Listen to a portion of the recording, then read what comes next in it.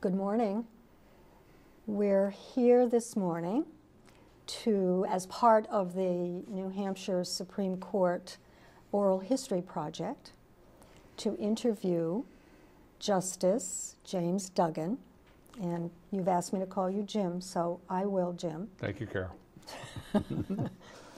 The object of this program is to talk about your career so that when you and I are long gone, the bar and perhaps others will be able to see the real people behind the law. So if you don't mind, why don't we start from the beginning, not the real beginning, but your education and early introduction to the practice of law. Okay, we'll start halfway through. How's that? Great. I went to Georgetown undergraduate school, graduated in 1964. I did 2 years in the Peace Corps in West Africa. Then I came back and went to Georgetown Law Center in 1969 and joined the Public Defender's Office in Washington, D.C. I had worked there as an investigator while I was at Georgetown, and I really enjoyed the people that were there. I met some of the clients, and oddly enough, I really liked some of the clients, and they were very interesting people. Will you forgive me for interrupting? How do you think your experience in the Peace Corps really affected what later happened in your career? Well, for me, being in the Peace Corps was a chance to mature. I came into the Peace Corps out of college where I really had no idea what I wanted to do with my life. And I think both socially and intellectually I was pretty immature. So one thing I did in the Peace Corps was I read a lot of books. And frankly, I grew up, had responsibility for teaching English, for a lot of other things. And it was a great growing experience for me. And so when I finally left the Peace Corps and went back to law school, I felt more mature than the other people who were coming straight out of college into law school. Mm-hmm. But then in law school, I did work at the Public Defender's Office. We represented a guy named Norman Sally, who's one of the biggest drug dealers in Washington, D.C. And Norman took me to places I hadn't previously seen in Washington, D.C. He got convicted, got a lot of time, actually. But it was a real eye-opener to be on the streets with him and to work with the attorneys there. So I really came to enjoy the atmosphere of the Public Defender Office. And then, fortunately, one of the attorneys I worked for was Barbara Babcock, who, the year I graduated from Georgetown, became director of the Public Defenders. And so she hired me as a staff attorney. In Washington? In Washington, D.C., right. Mm-hmm. And it was there that I learned about limited caseloads, quality representation, vigorous advocacy on behalf of clients. It was a very difficult time in D.C. because there was a lot of heroin. There were a lot of people going around holding up liquor stores. These were not easy cases. But it was a very professional atmosphere in D.C. at the time. Prosecutors and defense attorneys treated each other with respect. And I think a lot of that has changed, quite frankly, in the intervening years. And when you say changed, are you talking about in general the relationship between public defenders and prosecutors? Does that carry over to New Hampshire as well? It has carried over some to New Hampshire. I mean, it's much more adversarial, much more personal than it ever was. I had very few bad experiences in New Hampshire. Only once was I accused of lying by somebody in the AG's office in the New Hampshire Supreme Court. But for the most part, the AG's office here was terrific and very professional. But in D.C., it's really deteriorated from friends that I've talked with over the years. And nationally, it's deteriorated too, where there's a real antagonism between defense counsel and prosecutors. Neither trust the other. So it's too bad, but I mean, I think it's an outgrowth of a lot of other things that are going on in our society. So what brought you from Washington ultimately to New Hampshire? New Hampshire started a public defender program in about 1974. Actually 1972. Paul Semple came up to open up the Concord office, and he and I were friends in Washington, D.C. Oh. So he phoned me up one day and said, we have an opening in Manchester, would you like to come up? And I said, sure. So I came up to New Hampshire and opened the Manchester office. Unfortunately, after I had been there for 6 weeks, Governor Thompson vetoed the contract between New Hampshire legal assistants and the state. And so I went back to Washington, D.C. for a year. And then I came back up So again. it eliminated the public defender's office It entirely? eliminated the public defender's office effectively. But then a year later, the contract got okayed, and I came back up and started the Manchester office.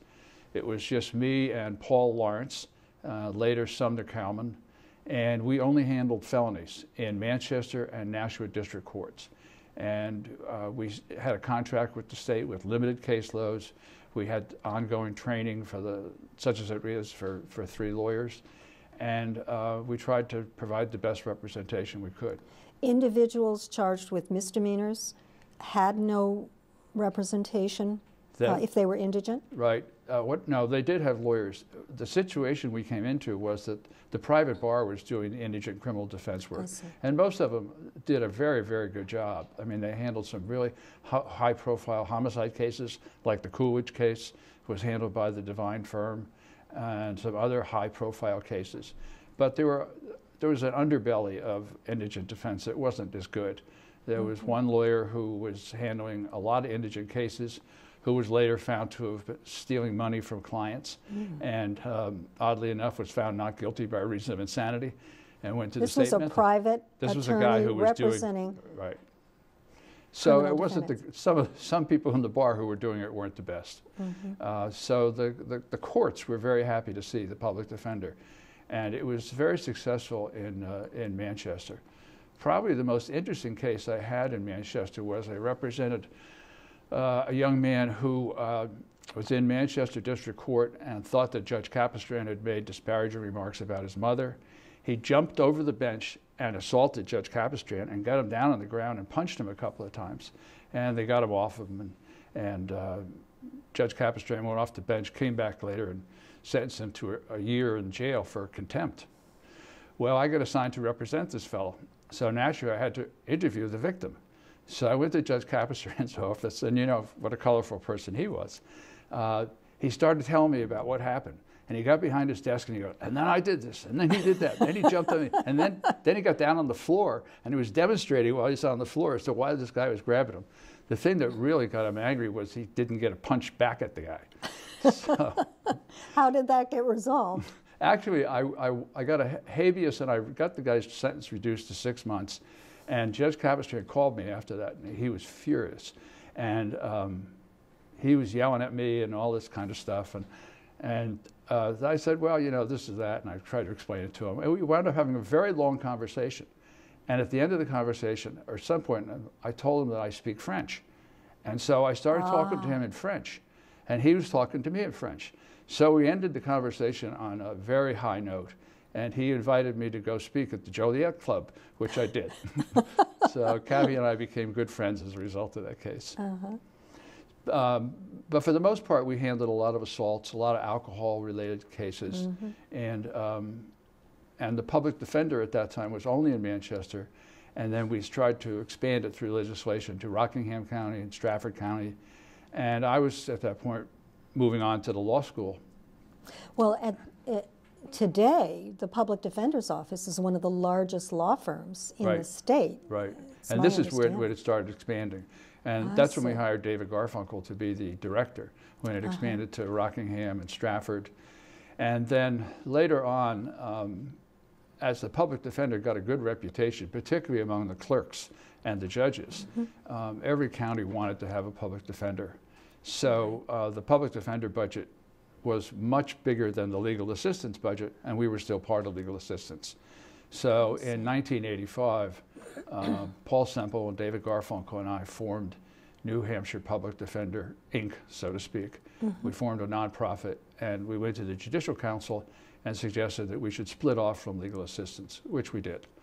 And at that point, the public defenders started expanding all over the place. And we hired a lot of very good lawyers, Kathy Green, David Wallowitz, Alan Kronheim, Sisti, Toomey, Bruce Kinney, all these people. We had a terrific staff coming in.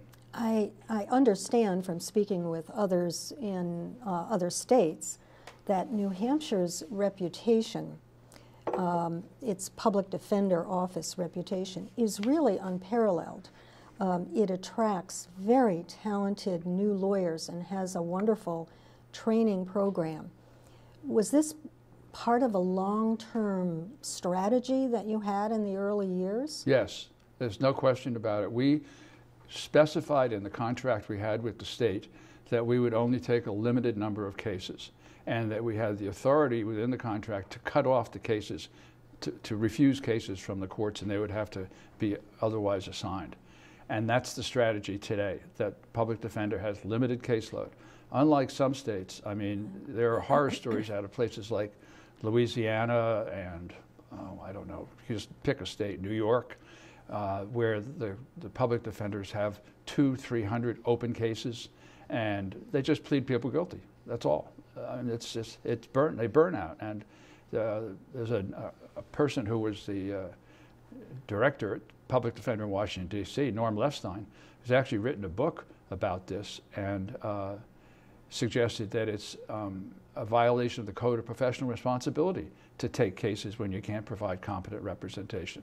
So it's a huge problem in most states. We've been very lucky in New Hampshire that the courts have been very supportive of the public defender. The legislature has been supportive. And the other thing that happened was that back in '83, '84, when they were paying the lawyers $10 and $15 an hour, the state couldn't even come up with the money to do that.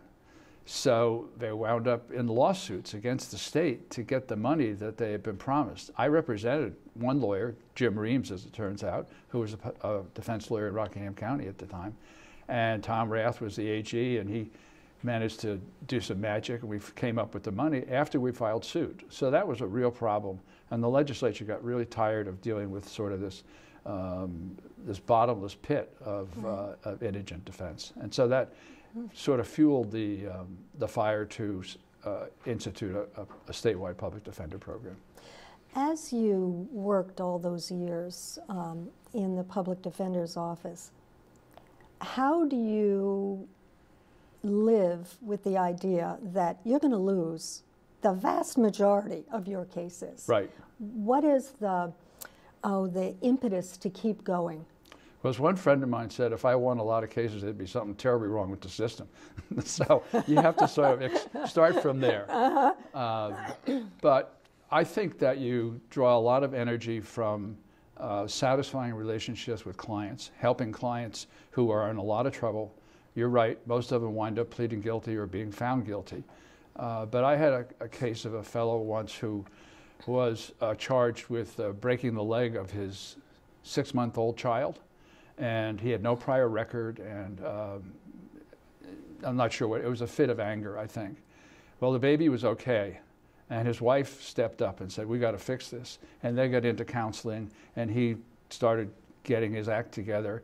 And by the time I finished representing him after a year, he was a different person. He wound up going to jail for a fairly short period of time, but it had made a huge difference in his life. And I had been able to work with him to get him in touch with social workers in various agencies to help him turn it around. So there's that kind of satisfaction in the work. It's not just getting not guilty verdicts, although that's big, to try a lot of cases, which makes it fun. A lot of the work is, it's got to be challenging from the standpoint that you're dealing with people in trouble all the time. Were there any funny parts of the work? Fun stories? You've told me, I'm aware of this, one case that tickles me, and that is the Sister Green case. Oh, the Sister Green case, yes. That was a funny case. 3 guys were arrested in a house with 13 or 14 guns in the house, and they happened to be felons. And felons can't possess guns, and so they were charged with being felons in possession of guns. So we went to trial, and make a long story short, the jury came back and found all 3 of them not guilty. And I was completely stunned. Kathy Green says, who was representative, said that I said a bad word when the jury verdict came back, and that other people in the courtroom heard me. Attorney Green was co-counsel with you? Yeah, she represented one of these gentlemen. So anyway, months went by, and Kathy talked to one of the jurors. And one of the jurors said that during the trial, Judge Flynn had addressed the lawyers as Brother Duggan and Brother this and Sister Green, which was the protocol at the time. And the jury thought that Kathy was a nun, and they couldn't imagine that she would represent someone who was guilty. So they found everybody not guilty, which is, of course, funny because Kathy's Jewish. Right. But that has changed. The protocol has changed. Right. There's no more brother and sister and any of that stuff. Right. Right. Generally, people are referred to as attorney. Right. So and so. Well, we only had about 20 women in the bar back then, so nobody was sure what to call the women, so they latched on to sister. Talking about the numbers of women doing public defender work today, there's, my guess is half and half, 50% are women, but in those days, as you just pointed out, there were very few. There were very few. Do you think that had any impact on how the cases were tried? That's women hard. assuming this new role of defending? That's hard to say. I mean, I think that there's a certain attractiveness to criminal defense work for some women. Women, for example, in law school often say they want to do juvenile work. And we did a lot of juvenile work. So I think there's some attraction there, but I'm not sure it made a huge difference in how the cases were handled. You did public defender work for really a lot of years before you came to the law school. Right. And so when did you do that? At the time, UNH Law was the Franklin Pierce Law Center. Right. When did you come to the Law Center? I think it was 88 or 89. I came as a visiting professor, and I was teaching criminal procedure and one other course, legal writing. And then after I'd been there about 3 years, I got information that there was money available for an appellate defender program. And Judge Grimes actually turned me on to it. Jeff Leidinger, who was at the court at the time, helped me write a grant. He wrote the grant application from National Legal Aid and Defender Association, and we got a $100,000 grant to start the appellate defender program. And so we did. And at first it was just me, and then Joanne Green joined me after a couple of years. Before that started, who was doing the appellate work? Was it the trial lawyers who tried the cases? Yes, it was. I had done a handful of appeals before I became appellate defender, and cases that I had lost, I took up on appeal, and that was true generally around the state. So we started the appellate defender program, and we started representing people on appeal, taking all the cases, and trial lawyers were generally happy not to do the appeal. But it was you and law students, so it was really on your shoulders. It was your law license that this whole program operated on. Right, and the law students were very valuable. Some more valuable than others, quite frankly, but they were very valuable, and they did a lot of research, read the record, acted as a check on me to help me figure out what the issues were, and it was terrific. They gave, one of the things about teaching at the law school is there's so much energy in the law students, and it just rubs off on you, and that's one of the things I always liked about teaching here. So we handled a lot of cases. I probably argued about 300 or so cases in the New Hampshire Supreme Court, and didn't win very many, but every once in a while they'd throw me a bone. Probably the most important case we won was not in the New Hampshire Supreme Court, was in the First Circuit, where I had challenged, the court had a rule at that time that they could turn down any appeal. And so they turned down a case that I had. It was a conviction for a felony. And there was no transcript. They just turned down the case. So I went to federal court and argued that this was a violation of due process. And I got down to the First Circuit, and I had just an amazing panel of judges. Judge Bounds was there in the middle, and he came out and he said, I'll never forget this, he came out and he said, I'm Hugh Bounds, and to my left is Edward Janeau, retired district court judge from the District of Maine, who was a very respected judge. And to my right is Bailey Aldrich. Now, I thought Bailey Aldrich was dead. I had a big picture of him in the First Circuit, and he was very intimidating, and he just scared the hell out of lawyers. And Bounds went on to say, I hope you're all very well prepared. But I won the case, and they held that the New Hampshire Supreme Court could not turn down a felony case without first having availability of a transcript. And so did that lead to a change on the Supreme Court with regard to cases that were discretionary, mandatory? Right, they didn't turn down any more felony cases. Okay. So But they were, I mean, these cases were not winners by any stretch of the imagination, but they were entitled to full and fair review. So that was probably one of the most interesting cases that I had as appellate defender. I had another case on double jeopardy called Heald versus Perrin, where I convinced the court to make a mess of double jeopardy law for the next 10 years. It was finally corrected. We're still struggling with it. I think you all finally corrected it. But it was great court to argue in front of. I really enjoyed it. So you were at the law school, the public defender, appellate defender program for a number of years. Right. And at some point, you became dean of the law school. Yes. And when was that? That would have been about 2005, 2006. Bob Viles, who was dean, was looking to get out, and he sort of asked me if I would be interim dean. So I agreed to be interim dean, not realizing what a terrible job it is to be dean of the law school. Everybody's after you. The students hate you. The faculty hates you. You know, you're really caught in the middle. So it was not a fun job, but it had to be done, and someone had to kind of keep the trains running where we went out and hired a new dean. So the reward was that I got a sabbatical at the end of it, and I went to. Couldn't get far enough away, so I went to Australia for 5 months, and then came back and started teaching again. And it was after that that I applied to be a judge on the New Hampshire Supreme Court. What was that process like? It's changed over years, but when you went through the process, when I went through the process, Governor Shaheen had instituted a judicial selection commission. I filled out a lengthy questionnaire. The committee went through the questionnaires. They interviewed a whole bunch of people. I think they interviewed probably 10 or 12 different people. And then they selected 3 people to be interviewed by Governor Shaheen. She interviewed 3 people.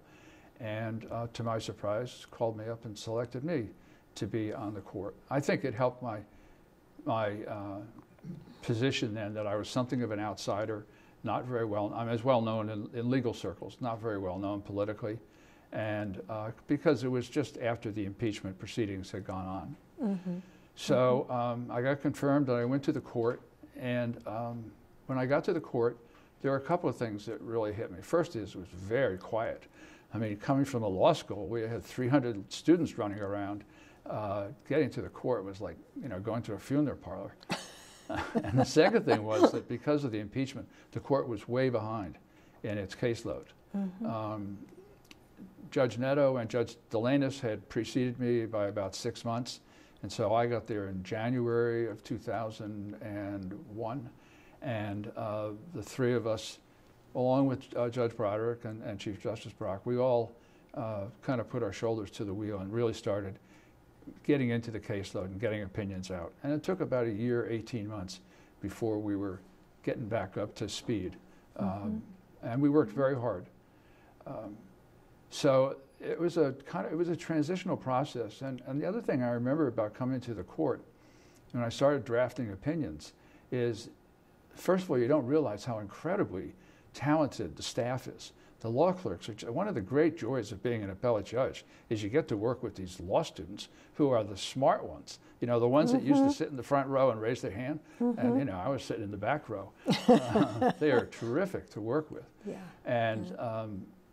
And the staff is as well. And so when you draft something, you know, you can't have any pride of authorship. You have to be aware that things are going to change and your writing is going to be criticized. You have to keep an open mind. And that takes some getting used to. I wasn't used to people just rewriting my paragraphs and redoing my work. So now you came, obviously, to the court not having been a trial judge. And our history is that the majority of judges on the Supreme Court have served on the trial bench, usually the Superior Court. Did you find that was a problem for you, or did it give you a different perspective than you might otherwise have had? The latter. you know, just to be a little unfair to my colleagues who were trial judges, it takes a while for a trial judge to get over being a trial judge and get into the appellate rhythm, because you're not just deciding that case. You're deciding all the cases after that. And the other advantage I had was I had taught federal courts for about 5 or 6 years. And that course really gives you a perspective on the role of state courts and federal courts in our judicial system. So I had an opportunity to think about the development of principle and how courts develop law and not just decide cases. And so I had gotten, I mean, I wasn't super ready, but I did have a different perspective than most of my other colleagues that came to the court. I didn't have the perspective of having tried a lot of cases, but I did have a perspective, sort of a longer view of what was going on in the law. And I used to tell my clerks, I said, well, one thing we need to do is we need to find cases where we need to clarify the law. And they would go back and do research and find, you know, a bunch of old cases that said 4 or 5 different things about a certain principle. And I said, we need to clarify that. We need to write an opinion that says, here's the matrix for deciding these cases in the future. That's what's going to be helpful to the trial judges and to litigants generally in writing appellate opinions. And that's what I really enjoyed about it. Now, the description you just gave us might be regarded as judicial activism, because, as I understand it, you felt and continue to feel that we certainly have to look at precedent, but there is a role for the court in moving the law forward. How do you get there? How do you use precedent as the jumping off point? Well, I think there are a couple of different ways. One is, for example, it depends on what area of law you're in. I feel a lot more, as an appellate judge, I feel a lot more latitude when I'm dealing with individual rights, because we are the last stop. I mean, aside from constitutional amendments or some legislation, some imaginative legislation, we are the last stop when it comes, particularly to First Amendment rights. And so I wrote a lot of opinions that were very protective of the First Amendment.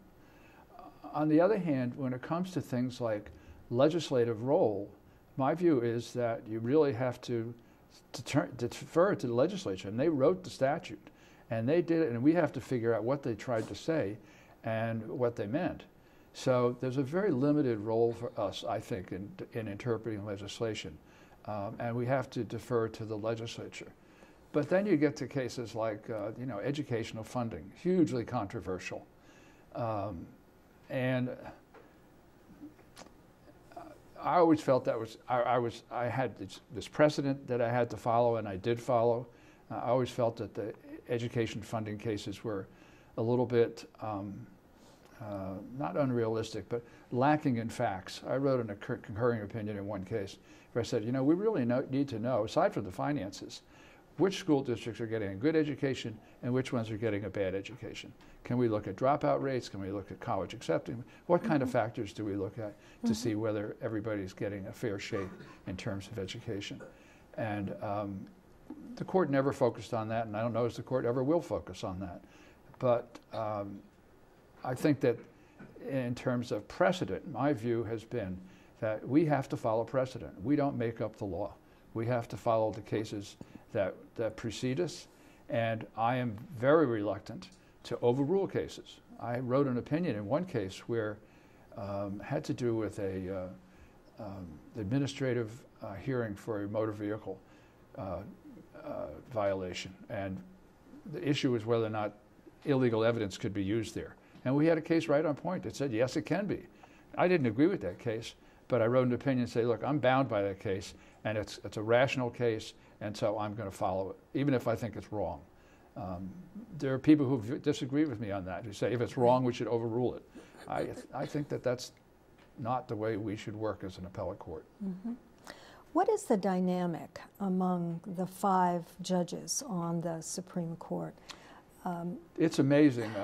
It's really, what really has struck me is how fluid the process is. We did not discuss cases before oral argument.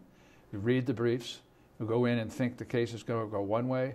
You go to a conference and everybody goes the other way, and then you try and write an opinion and it goes a third way, and it goes back and forth, and it just, I mean, to this day, it amazes me how flexible the judges are. Everybody, not even the ones you think of being very conservative, how flexible everybody is to look at the facts again, to look at the law again, and to figure out what to do. And so that's one aspect of it. The other aspect of it is I always likened it to being on an island. You're there with these 4 other people, okay, and you better get along. I was on an island once. I lived on Saipan when I worked for Micronesian Legal Services. And one of the things about the language there, Chamorro, there's no word for no. People don't, if they're going to say no, they say maybe, or I'll think about it, or, you know, so they don't draw hard lines with one another. The same is often true on an appellate court. We say no a lot. I mean, we have dissents and everything. But more than anything, it's a collegial process where I give my opinion to 4 other people, and they come back and try and help me make it a better opinion.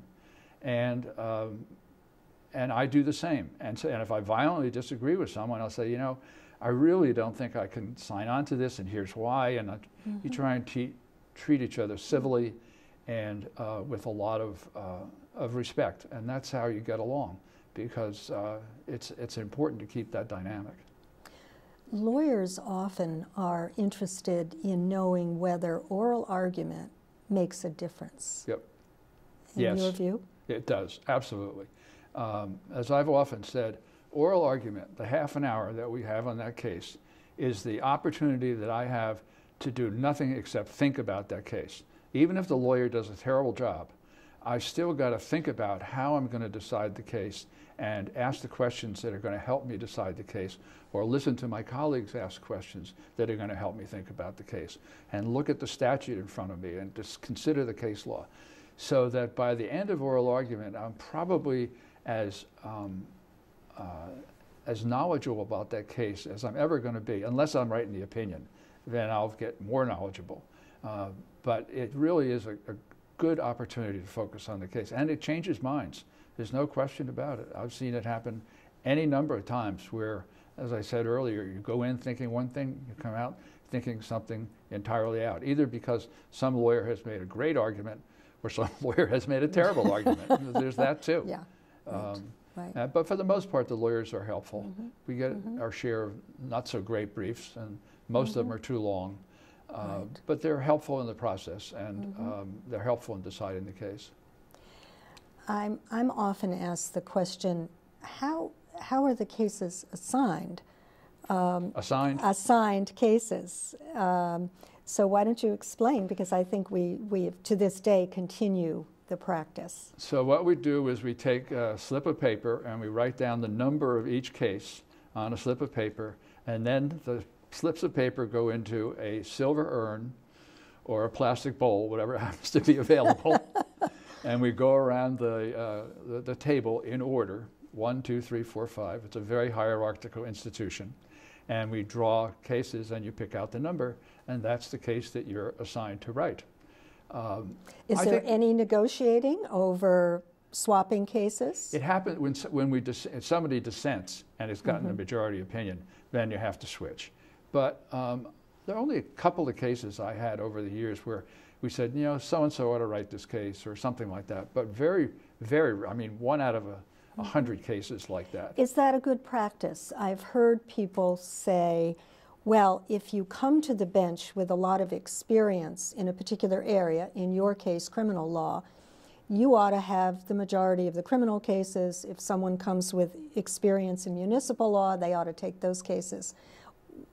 Do you think it makes sense to do a random assignment of cases and have judges who come from different backgrounds authoring the cases? Absolutely.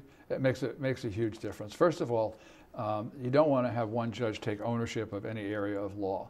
I mean, people used to come to me to ask about criminal cases, and that's fine. But I shouldn't be writing all the criminal cases.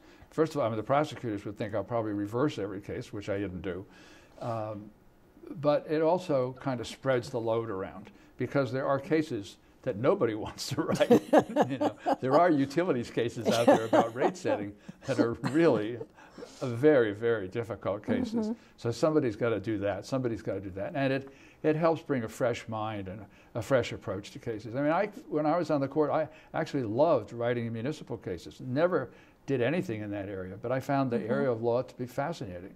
And the insurance cases were also fascinating to me. There's a great bar for the people who do insurance work. They're really very helpful. And workers' comp cases, there's a great bar that does those cases. And so you get really good briefs. And one of the last cases I wrote was a huge workers' comp case, which was a huge amount of fun and very intellectually satisfying. So you get into cases that you really don't really know much about, but it's you know, intellectually stimulating, I think, good for the development of the law. As you look back over your time on the Supreme Court, are there cases that you think really were watershed cases, or cases that you are particularly pleased that you had an opportunity to write? Well, I've reached the age where I need to look at my notes. There were a couple of cases that I wrote that I thought were good. One was I wrote a case on libel. We didn't have much case law on libel. It turned out that in this case the plaintiff was self-represented, pro se. And we wrote a case about the liability of newspapers and for printing libelous, false material. And clerk I had at the time, Tom Boshin, did a fabulous job organizing it, putting together principles, and that was one case that I thought was really interesting. Oddly enough, one of the other cases I had was a case on electronic discovery. This from someone who can barely turn on the computer. But it had to do with New Hampshire ball bearing and discovery of pretrial discovery of information, emails, and that kind of stuff, the obligation to preserve it. And there are a handful of cases in the country. I mean, this stuff doesn't get litigated. A handful of cases in the country that had to do it. So we decided one of those cases. Then another case I wrote was the Baker Valley case, which had to do with expert witnesses and what the standard was for admission of expert witness testimony.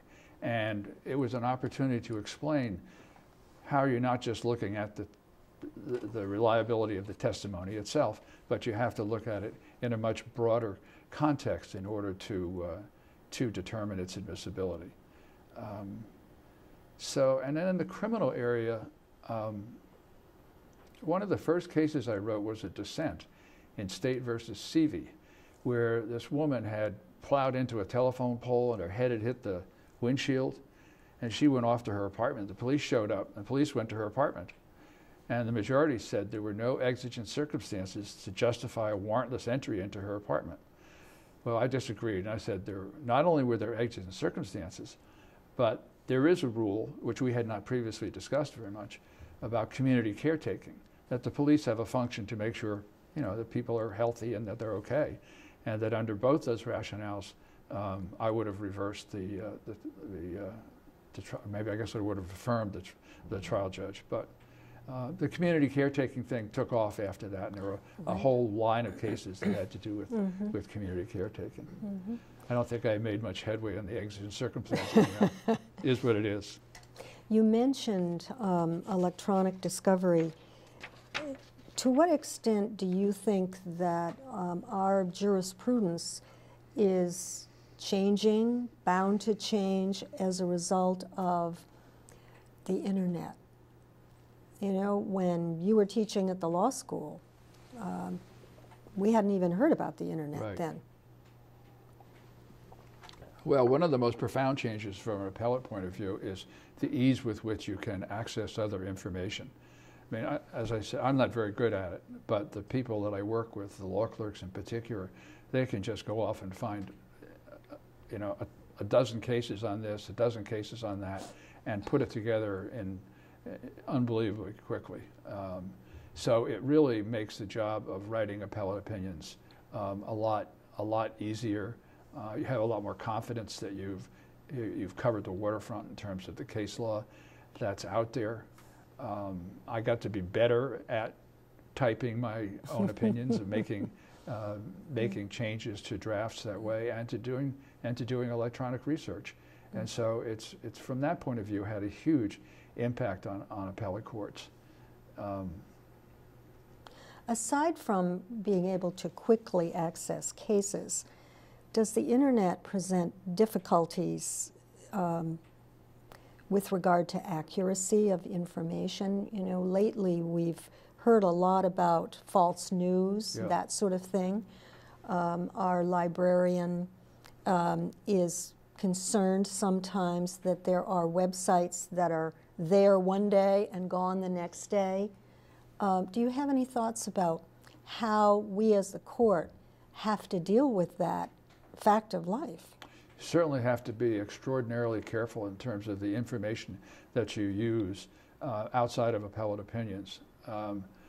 I found it to be very helpful in doing cases. For example, I had one complicated insurance case, and I found 2 or 3 law review articles that were great background reading that brought me up to speed on how to think about the issues in the case. But I would be reluctant to even use some law review articles because, you know, you don't really know. You have to be very careful. I think using outside sources is something that is pretty controversial. There's actually a U.S. Supreme Court case that has to deal with this, where they studied the jury system and whether a 6-person jury is a reliable, where you have 6 people and a 5-to-1 verdict. Is that a reliable verdict? Mm-hmm. And there are studies on it. And the majority opinion in the Supreme Court said, well, there are studies, and they looked at studies. And the dissent said, we don't look at studies, you know, we decide cases. Mm-hmm. So I think you have to be very, very careful in what you look at outside of appellate opinions. I'm very, frankly, very conservative when it comes to what you look at and how you treat the sources of information that you use. Mm-hmm. Mm-hmm. Just switching gears a little bit, during your time on the court engaged in or implemented some innovations, and 2 that come to my mind are changing the appellate process from totally discretionary certiorari to accepting on a mandatory basis approximately 70% of the cases. What is your view about that change? I was always critical of the court's system of declining appeals. In fact, at one point when I was appellate defender, Bruce Felmley, who was doing a lot of civil work, and I was doing criminal work, we met with the court and we told them, this notice of appeal form is terrible. It's just unworkable, and it just you can't use it to convince the court to take a case. And we invited them to change it. Well, they didn't. So I litigated it. But what happened was we got to a point where we had all these cases where he either turned them down or not turned them down. And so we decided to examine other jurisdictions and what they did. I went over to Vermont with Carol Belmain, who was the deputy clerk at the time, and we sat down with the staff over there and said, how do you have a comparable caseload, how do you handle it? And they showed us that they wrote a memo on every case, and that they decided a lot of cases by these memos, and then they decided other cases by opinions, and they had a filtering process for doing that. And but that meant that every case was viewed by every member of the court, had some sort of review. Right, had some sort of review, and you had a full record. Excuse me, the problem with the New Hampshire system was they were doing it based only on the notice of appeal and whatever documents were attached to that. But sometimes you get 2 inches worth of documents. I mean, how do you go through that, really? Mm-hmm. So we talked about it, and it was odd, but I was in favor of changing the system, and eventually we convinced the chief, Dave Draco at the time, and he was not defensive about it. And so we changed the system quite radically. And I think it made our lives a lot easier, because then we could look at a lot more and better information to decide cases. We could look at briefs and a record to decide the cases. Didn't mean we had to write an opinion, but it did, and it put more work on the lawyers. But I think the lawyers also felt that they were getting a fair hearing. I mean, all the studies show that litigants are more interested in getting a fair hearing than they are in winning. And they want a fair and fast hearing and a fast result. And so we implemented that, and I think it was a terrific change for the court. Mm-hmm. The other thing that we did was we started Court on the Road. The same day that I joined the court, Laura Kiernan, who was our first public information officer, joined the court, and she organized these events where we went out to high schools and heard actual cases. We heard the oral argument in actual cases, and then we fielded questions from the students, and it was a huge amount of fun. I got to go to Sauhegan High School, where my son was a junior at the time, and there was a little delay there because we were waiting to go out, and one of the kids decided it'd be a good idea to pull a fire alarm, so we all had to evacuate the building, and everybody knew who it was. But they were huge amount of fun. The students asked great questions, and I think it was a real good educational experience for them, and it was good for us to get out of the building and to have some transparency about the process, which is, as I've described it, is not a secret. I mean, I went to CLEs, and I described how we decided cases, how they got assigned, how we worked on opinions, how we worked with the judges, how we worked with the law clerks, how we voted, you know, the whole process.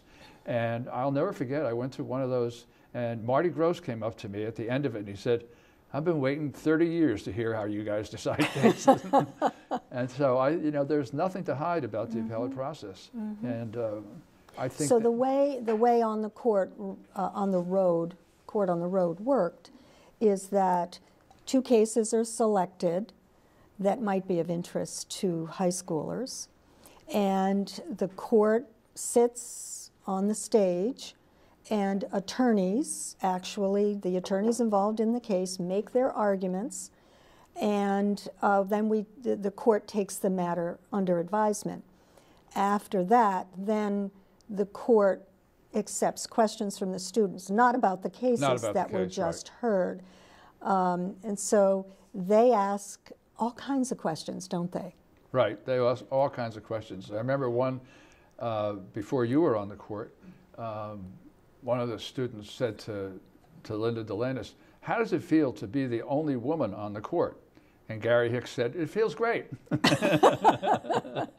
So they ask really good questions and very thoughtful questions. They're very interested in what our personal lives are like, and whether we're real people. I used to enjoy, one of the things I really enjoyed was we used to have the 4th graders, 5th graders come to the court. And I used to go out, as you did, and talk to them for about 10 or 15 minutes, answer their questions, and let them think about what we do. And that's when I had actually the best question that's ever been asked of me. This little girl sitting in the front row looks at me and she says, "Do you ever have any cases where you make a wrong decision?" I said, "Yeah." "You're going to be a lawyer." So that was a really good question, and I actually remembered it and thought about it. And we figure out if we've made a wrong decision when we try and write the next case. We go back and look at a prior case and we say, "Ooh, did we really say that?" Now we're stuck with that, and now we have to figure. I had an experience where I had a case I was working on, and I had a law student who was working with me, came to me and said, we're going to decide this case this way, but we got this prior case that, with that one. I said, "Why do we say that?" And he said, "I don't know, you said it." So we had to figure out. So there is a tension then between the commitment to stare decisis and applying precedent to looking back and saying, maybe we didn't say things the way we really meant them in cases. And obviously we didn't anticipate that this next case would have this wrinkle in it, and then we would be stuck with what we said in the prior case. And that's a problem. That's why you work so hard on Right. the opinions, is to try and make sure you've said everything that's not going to, damage the development of the law in the future, that's not going to impact the trial judges in a negative way. And we have to be you have a lot of audiences when you decide a case. You have the litigants, you have the lawyers, you have the trial judges, you have the public, you have the future, and you have to be thinking about all those audiences when you write an opinion. And sometimes you don't. Sometimes you make a mistake. And I suppose it's hard to resist the temptation to say too much. Yes, it is. I think that you really have to be, especially in a case where you're, as I said earlier, trying to clarify the law, and you go off and say this and say that, and there's a real risk that you'll say something that's going to be damaging. Unnecessarily. Unnecessarily. So I suppose the approach that you've been describing is decide the case in front of you and clarify the law in order to decide the case in front of you, but you can't overstate things because new facts may require a different perspective. Right. Yeah, you really have to understand the limitations of writing an opinion. I actually have one case that wound up in the law school textbooks, much to my surprise, that had to do with products liability. Products liability, it's not my specialty. But I wrote an opinion that had to do with whether to prove a products liability case, you had to prove an alternative design, and a lot of states had adopted that rule, and I rejected the rule. But an opinion that kind of laid out what the elements are of products liability and why this is not a good rule, and it was a good opinion, and that's the kind of opinion that really gives you a lot of satisfaction, is writing something that really is very useful and provides a basis of educating the members of the bar and the litigants about, and the trial judges about what the law is and how it's developed. We often, in speaking to people about how the court works, people will be surprised when we say how much of our caseload comes in by individuals who are representing themselves. Right. What are your thoughts about the court's responsibility to handle cases that are not being argued by lawyers, that are appeals being written on notebook paper by pro se, self-represented individuals? This court has taken a very, really taken the high road when it comes to those cases, because they get the same kind of attention, sometimes more attention, than the cases where there are lawyers. One of the things the court did when I was appellate defender, they would get, as you say, reams of paper from a prisoner saying all these constitutional violations. And they'd phone me up and say, hey, we got this case we'd like you to take a look at to see if there's anything there. And so I actually got one case where, I had that much paper to go through with a law student helping me, and we found something. And we wound up briefing the case, and I'm not sure if we won or not, but there was an issue there. And so the court has, on occasion, appointed lawyers to act as counsel pro bono for people on appeal. We do go out of our way to try and see if there's anything there, because we're the last stop. Whether it's a landlord-tenant case or someone who's doing 20 to 40 years in the state prison, we are it. And so we have to be ever aware that, sure, as I said earlier, one of the functions of an appellate court is to develop the law, but the other function of the appellate court is to correct error.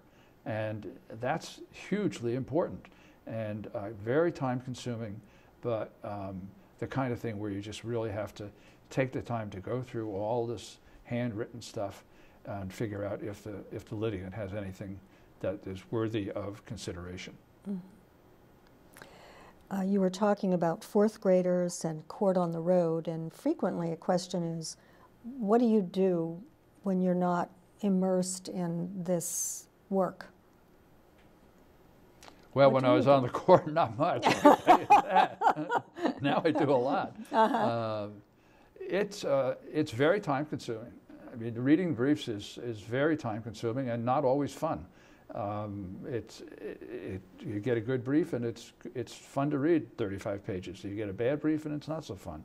So, but you really have to have other things and other pursuits. And I read a lot, oddly enough, and I do gardening, go out and, you know, work in the garden and play golf.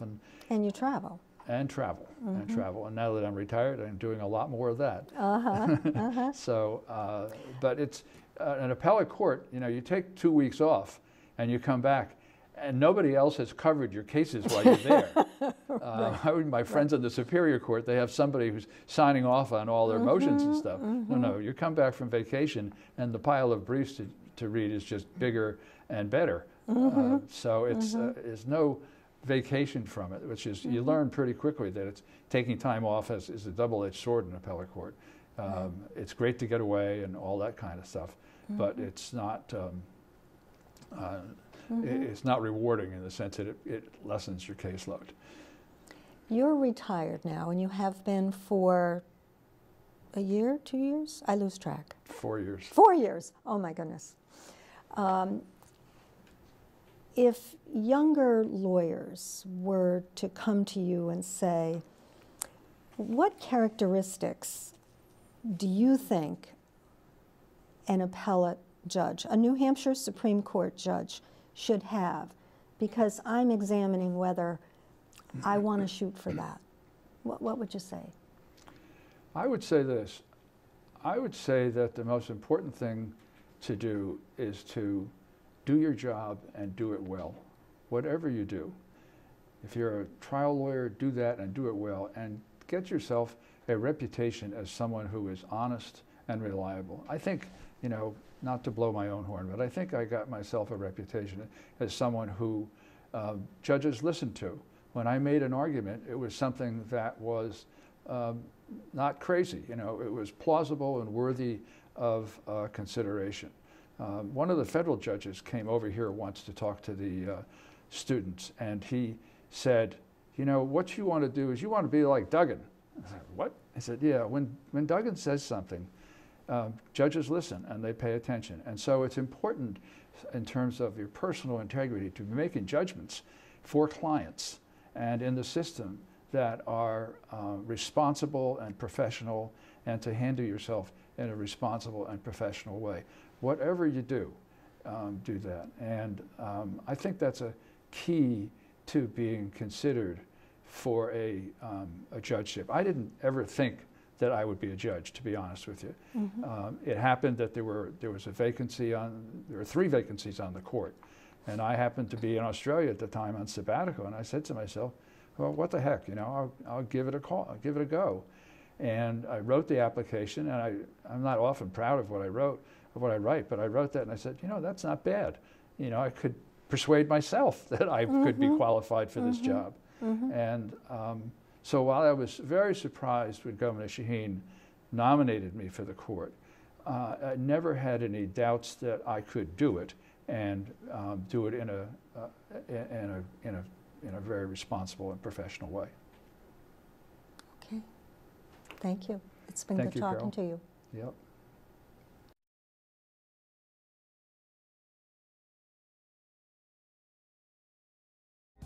This special New Hampshire Public Television presentation is made possible by viewers like you. Thank you for your support.